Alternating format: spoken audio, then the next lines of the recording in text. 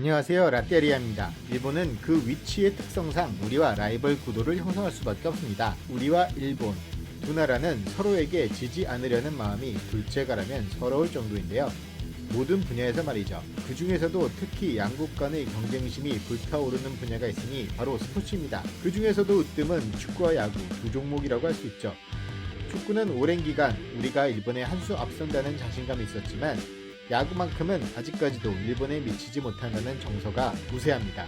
그렇기에 국제 무대에서 야구라는 종목으로 일본과 만나면 한일전 중에서도 최고의 긴장감과 간절함이 역대급으로 올라가곤 하죠. 일본이 우리보다 한 수 앞선 야구이기는 하지만 그렇다고 우리나라 야구가 일본에 속수무책 당하지만은 않았습니다.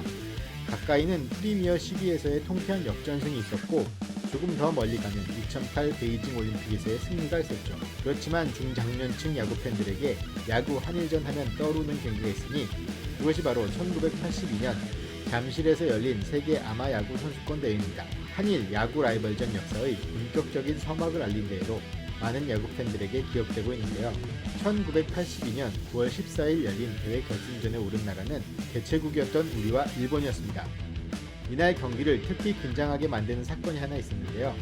당시 일본 역사 교과서 문제가 터져 반일 감정이 극도로 끌어올렸던 것이죠.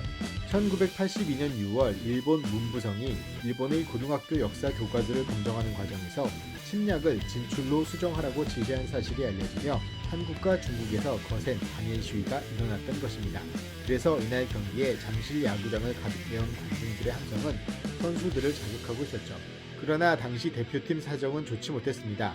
직전 경기가 서스펜디드 게임으로까지 흘러갔기에 당일 오전에 5이닝 경기를 치른 상황에서 한국 선수단은 한 몇 시간만을 쉰 채로 경기를 준비해야만 했습니다. 거기에 무슨 수를 써서라도 이겨야 하는 한일전이었던 것만큼 지면 안 된다는 부담감이 선수들을 짓누르는 상황이었죠.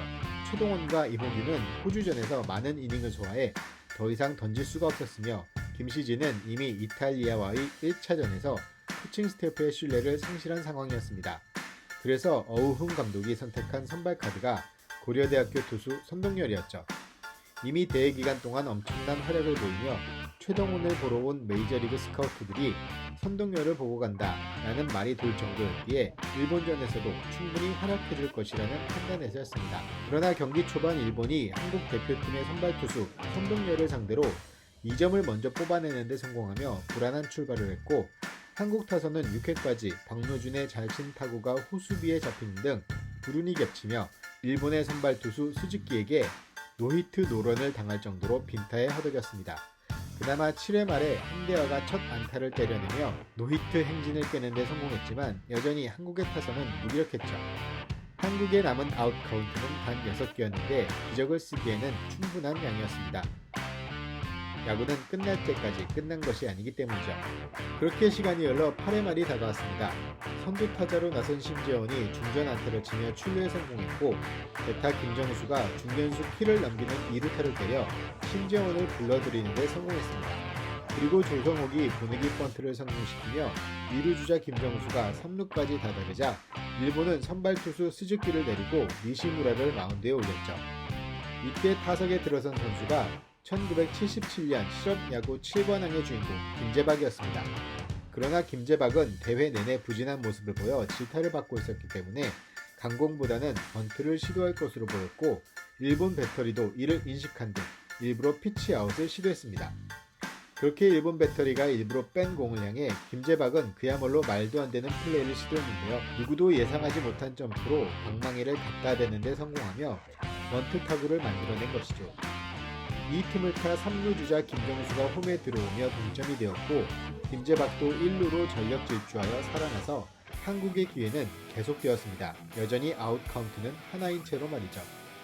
이 번트를 두고 한국 야구사나 경기 당시 인터뷰 등에서는 어우흥 감독의 사인을 김재박이 오해해서 생긴 일이라고 언급되어 있는데 정작 김재박 본인은 사인은 없었고 자신의 독단적인 판단이었다고 밝혔습니다. 그렇게 1사1루에 발빠른 김재박이 나가 있는 상황에서 대표팀의 중심타자 이해창이 중전 안타를 때려내는 데 성공하며 1사 1삼루가 되었고 일본은 다시 한번 투수 교체를 시도 세키네를 마운드로 올려보냈습니다. 올라온 세키네의 첫 상대는 장효조였는데요. 장효조가 세키네를 상대로 때린 타구는 외야 땅볼이 되어 병살타 코스로 나갔지만 일본 유격수가 홈송구를 선택하며 홈으로 쇄도하던 김재박만이 아웃, 2사 1, 2루가 되었습니다. 이렇게 역전의 기회에서 타석에 들어선 이는 당시 대학생이던 한대화였습니다. 예선에서 홈런포를 가동하며 팀의 해결사로 불리던 그였죠.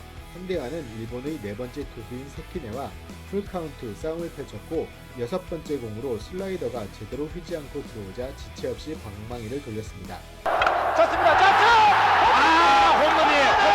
홈런입니다. 홈런이에요. 9시 34분 안개 낀 잠실 야구장의 왼쪽 담장을 향해 날아가던 백구는 그대로 스탠드에 빨려 들어가서 폴대를 직격하고 튕겨 나왔습니다.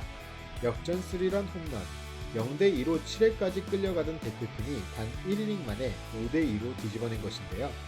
우리가 흔히 일본과의 야구 경기에서 습관처럼 이야기하는 약속의 8회란 말이 탄생하는 순간이었습니다. 그리고 9회 초 일본의 마지막 타자 나카야가 선동열의 낮은 공을 퍼올렸고 이 공이 뜬공으로 처리되며 게임 종료. 야구 월드컵 역사상 처음이자 마지막 아시아팀 우승의 업적을 대한민국 야구 국가대표팀이 해내는 쾌거를 이룩했죠.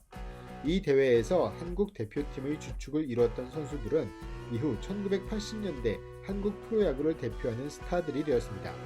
또 이 대회의 우승, 특히 결승이 된 한일전에서의 극적인 승리는 같은 해 출범한 프로야구의 대중적 인기를 높이는 데 많은 기여를 해냈는데요. 당시 유치원생이었던 저 역시도 8회 3점 홈런을 보며 집이 떠나갈 정도로 함성을 치던 기억이 생생합니다. 이 당시 활약했던 선수들 대부분이 다음에 출발한 프로야구 리그의 주역들로 활약을 하게 되었는데요. 지금은 그들의 2세들이 한국 프로야구의 주력 세대가 되었으니 정말 시간이 많이 흘렀네요. 오늘은 여기까지입니다. 감사합니다.